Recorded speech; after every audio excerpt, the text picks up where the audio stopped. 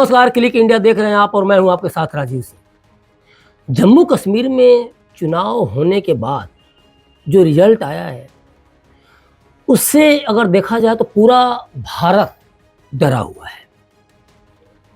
डरा हुआ क्यों? क्योंकि भारत को लग रहा है, भारतवासियों को लग रहा है कि कहीं जम्मू कश्मीर का डरावना दौर फिर से वापस तो नहीं आ जाएगा। जो नेशनल कॉन्फ्रेंस की जो नेता हैं नरगिस भट्ट, वो कुछ ऐसा ही बता रही हैं। वो बता रही हैं कि आज हम आज़ाद हो गए। इनकी बातों को सुनिए, इनकी खुशियों को देखिए, इनके जरा चेहरे को देखिए। 1947 में देश को आज़ादी मिली, तब शायद इनके या इनके परिवार वालों को आज़ादी का फील नहीं हुआ होगा।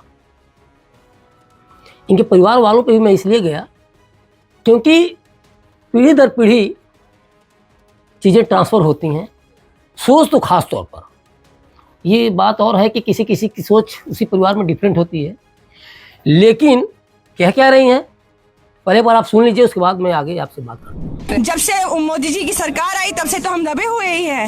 हर जगह हिंदू, हिंदी और हिंदुइज्म, बस हम तो कहीं पे भी नहीं थे, ना सिख ना मुस्लिम, बाकी हमारी कम्युनिटी तो कहीं थी ही नहीं। एक सवाल पूछूंगी जी। अभी उन्होंने कहा था कि अगर हमारी सरकार बनती है तो जम्मू का सीएम होगा, उसको आप किस तरह से देखते हैं? डोगरा सीएम तो हम उस तरह, चाहे एनसी का हो या कांग्रेस का हो, हम तहे दिल से वेलकम करेंगे, लेकिन बीजेपी को हम एक्सेप्ट नहीं करेंगे जम्मू कश्मीर में। इन्होंने आतंक मचाया हुआ है, इन्होंने गुंडा राज मचाया हुआ है, ये एक्सेप्टेबल नहीं है, ये एक्सेप्ट नहीं करेंगे हम। तो नरगिस भट्ट की आपने बातें सुनी, इससे एक डर वाजिब है कि क्या नकाबपोशों का दौर फिर से वापस आएगा।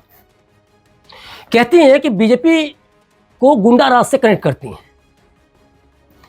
बीजेपी को आतंक राज से कनेक्ट करती हैं। बिल्कुल बीजेपी में या इस तरह की अगर कश्मीर में कुछ भी बीजेपी सरकारें, केंद्र सरकार बीजेपी की अगर कुछ एक्शन लेती है तो बीजेपी इनकी नज़र में गुंडा राज है और ये समझती हैं। क्या नरगिस भट्ट के लिए जो आतंकी हर दिन सेना की वर्दी पर, उस वर्दी पहने हुए सीने पर गोलियां दागते थे, छलनी करते थे, माताएं बहनें विधवा हो जाती थीं, बच्चे यतीम हो जाते थे, क्या वैसे लोगों के लिए बीजेपी ने आतंक मचाया हुआ है? अगर ऐसे लोगों के लिए बीजेपी ने आतंक मचाया हुआ है तो रियली बीजेपी का आतंक वाजिब है जम्मू कश्मीर में। और अगर ऐसे लोगों के लिए बीजेपी गुंडा राज है या बीजेपी गुंडों की पार्टी है तो ये वाजिब है, देश भी चाहेगा कि ऐसे लोगों के लिए वर्दी वाला गुंडा बहुत जरूरी है। और अगर ये सेना के जवानों को कह रही हैं तो वो भी वाजिब है। आप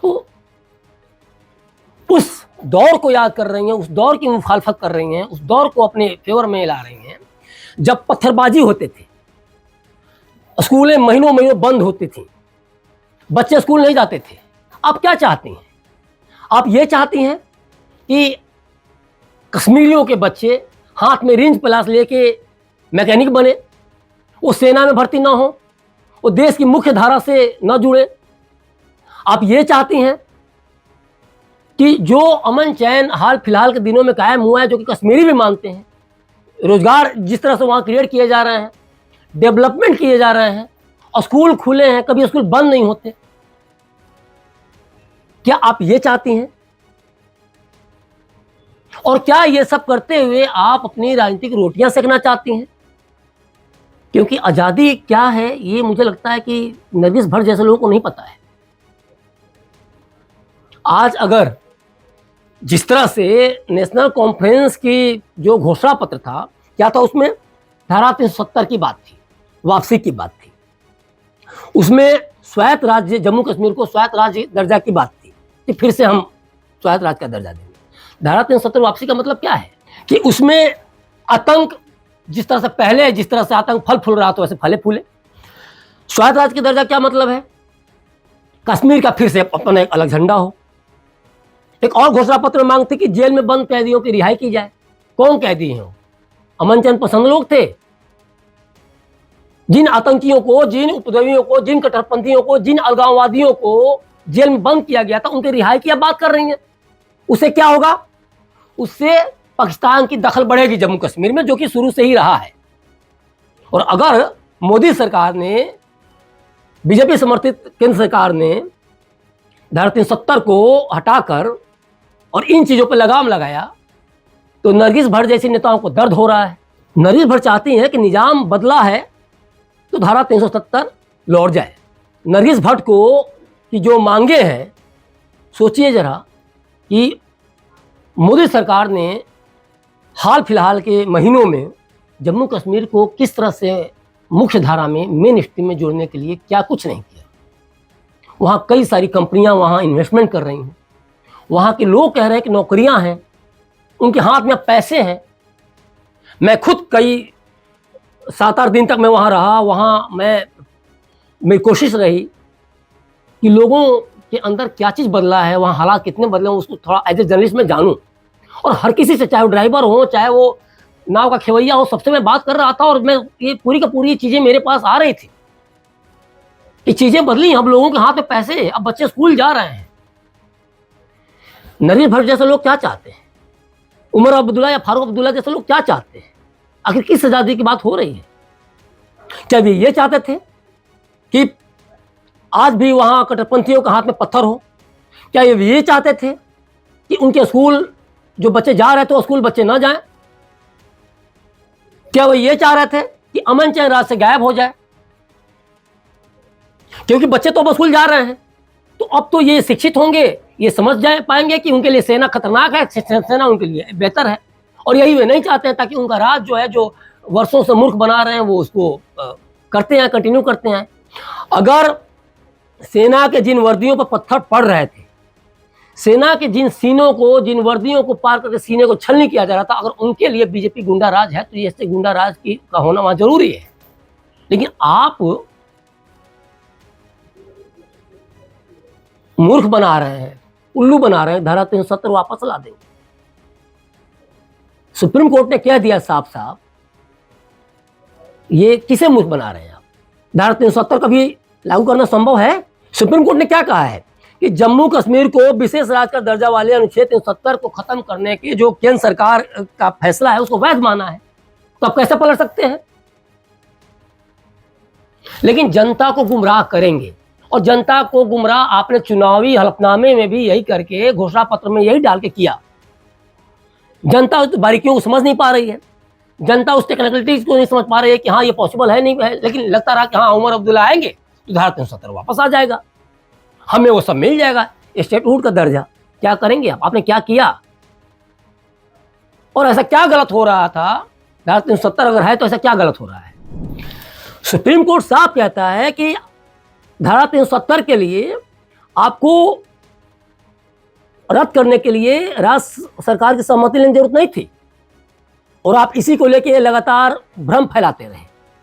सुप्रीम कोर्ट साफ कहता है कि धारा 370 एक अस्थायी प्रावधान था, और इसे राष्ट्रपति के पास रद्द करने का पूरा अधिकार था। सुप्रीम कोर्ट यह भी कहता है कि इसमें ऐसा कोई प्रावधान नहीं है जिसको इसके फिर से लागू किया सके, और आप लागू करेंगे इसके लिए 2/3 बहुमत चाहिए और 50% विधानसभाओं की मंजूरी चाहिए। लेकिन आप उल्लू बनाएंगे, आप अमन चैन की बात करेंगे, आप सौहार्द कायम करेंगे, आप भाईचारे की बात करेंगे, और मीठी मीठी बातें करके आप करेंगे कांग्रेसी जमात करेगी, और उसके बाद आप कितना जम्मू कश्मीर को स्वर्ग बना देंगे। घाटी के लोगों ने यह बता दिया कि उनको अमन चैन पसंद नहीं है, उनको वही आतंकी। और देखिए ये साफ तौर पे ये मुझे लग रहा है कि आने वाले समय में हो सकता है कि सेंट्रल गवर्नमेंट छोड़ दे कि भाई आपको अमन चैन पसंद नहीं है और आपको यही पत्थरबाजी या गोलीबारी पसंद है, तो हो सकता है डेवलपमेंट या किसी पे ध्यान न दे और जम्मू पे ज़्यादा ध्यान दिया जाए। एक अटकलबाजी ये हो सकती है, क्योंकि जिस तरह से एक भी सीट भाजपा को नहीं आई और वहाँ के लोग कह रहे हैं कि अमन चैन कायम हुआ है, रोजगार मिल रहा है, तो तय मानिए हो सकता है अगले 5-6 महीने तक आपको उसके हाल पे छोड़ दिया जाए कि भुगतो। और जो पत्थरबाजी पसंद है और आपने इसी चीज़ के लिए वोट किया, तो आप समझो आपके बच्चे अगर स्कूल नहीं जाएंगे समझ में आ जाएगा, हो सकता है 5-6 महीने के अंदर समझ में भी आ जाए। और चीज़ें जिस तरह से जिहादी गैंग, जिस तरह से कुछ वहाँ मौलानाओं का गैंग जिस तरह से हावी हो रहा है, वो चीज़ें कहीं ना कहीं दिख रही हैं कि आने वाले समय में वहाँ उपद्रव स्टार्ट होने वाला है। अगर पुराने दौर को हम याद करें तो शायद ही कोई भूल पाए जुम्मे की नमाज के बाद पत्थरबाजी।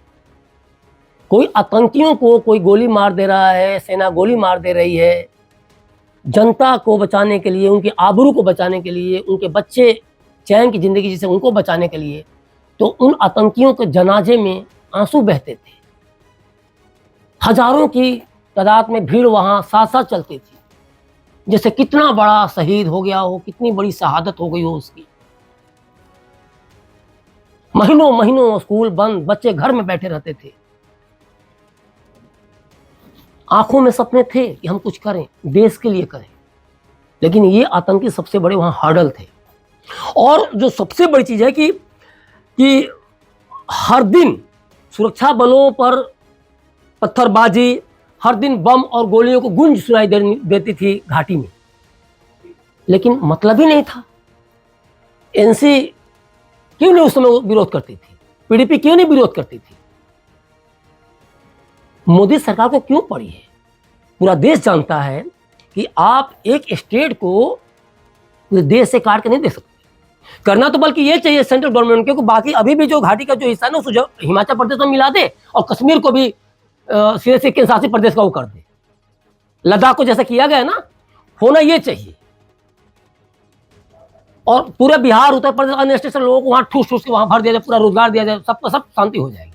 लेकिन चीज़ें अगर आपके अनुसार नहीं हो रही हैं, आप राजनीतिक रोटियां नहीं सेक पाएंगे, तो आपको दर्द हो रहा है कि हम अभी आज़ाद हुए हैं और क्या कर लेंगे आज़ाद होके। अब कैसे आज़ादी है? आप आज़ादी का मायने क्या है आपके लिए? बहरहाल आपकी इस पूरी खबर पर क्या प्रतिक्रिया है? नरेश भट्ट की सोच पर आप क्या सोचते हैं? नेशनल कॉन्फ्रेंस को लेकर आप क्या सोचते हैं? क्या फिर से जम्मू कश्मीर में वो डरावना दौर वापस आप देख रहे हैं कि लौटने वाला है, या फिर मोदी सरकार कुछ गलत कर रही है? धारा 370 को अगर हटा दिया उसने तो कुछ गलत डिसीजन ले लिया, या ये धारा 370 की वापसी की बात करते हैं, या फिर जनता को मुगालते में रखते हैं या भ्रम में रखते हैं। तो ये बहुत अच्छा काम कर रहे हैं, बहुत जम्मू कश्मीर के जनता के लिए, वहाँ के आवाम के लिए बहुत अच्छा सोच रहे हैं। हमें कमेंट बॉक्स में कमेंट कर जरूर बताएं और बने रहिए क्लिक इंडिया के साथ। शुक्रिया।